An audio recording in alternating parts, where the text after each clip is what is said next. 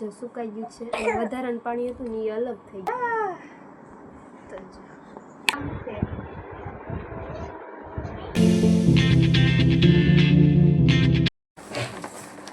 તો મેં હમણાં કીધું હતું ને કે આપણે મીશોમાંથી પાર્સલ મંગાવ્યું હતું, તો દક્ષુ માટે સ્પેશિયલ છે. બતાવું છે એ તમને ખબર પડી જશે કદાચ. તો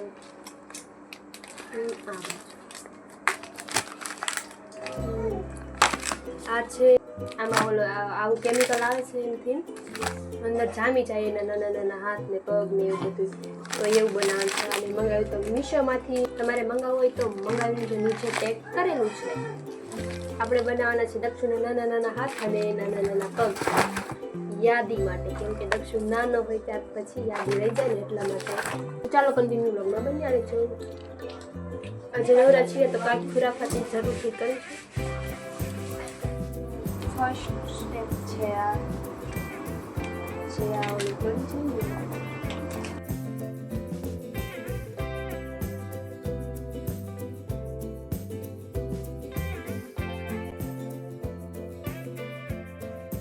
તો જો થઈ ગયું છે અને 2 કે 3 મિનિટ આમાં રાખવાનું છે. તો જો દક્ષુ બાપા તો આપણા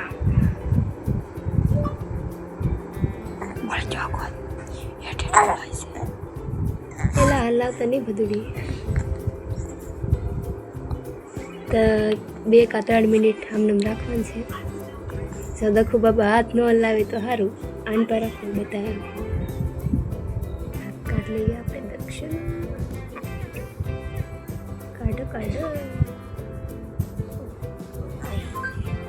આ જો હવે હાથ દક્ષુભાઈનો હવે જેવો મોટી વાળી હલાય હોય કે ન હલાય હોય ખબર નથી હવે.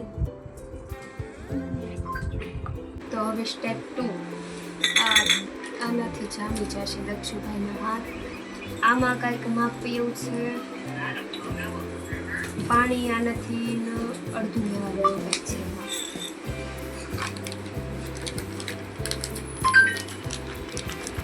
અને એમાં જોયું ને તો 4-5 કલાક લાગતા હતા સુકાતા. પણ કાલે આપણે સેમ્પલ કીટ હતી ને એનું બનાવ્યું તો 2-3 કલાકમાં સુકાઈ ગયું.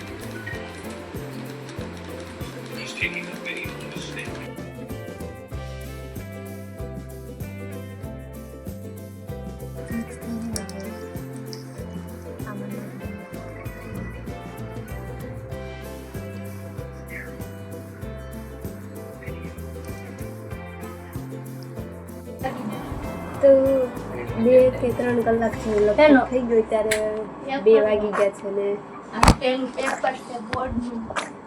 પછી આ બોર્ડ છે. 11 વાગી ગયા છે. કેટલા 2 વાગે જવાનું છે. આ જો સુકાઈ ગયું છે અને વધારાનું પાણી હતું ને એ અલગ થઈ ગયું છે. સારું નીકળી જા દક્ષુના હાથ. આમાં દક્ષુભાઈ હાથ હલાવી નાખ્યો હતો એટલે હવે ખબર નહીં જો બન્યો હશે. ઓલો તો ટ્રાયલનો તો બહુ સરસ બન્યો.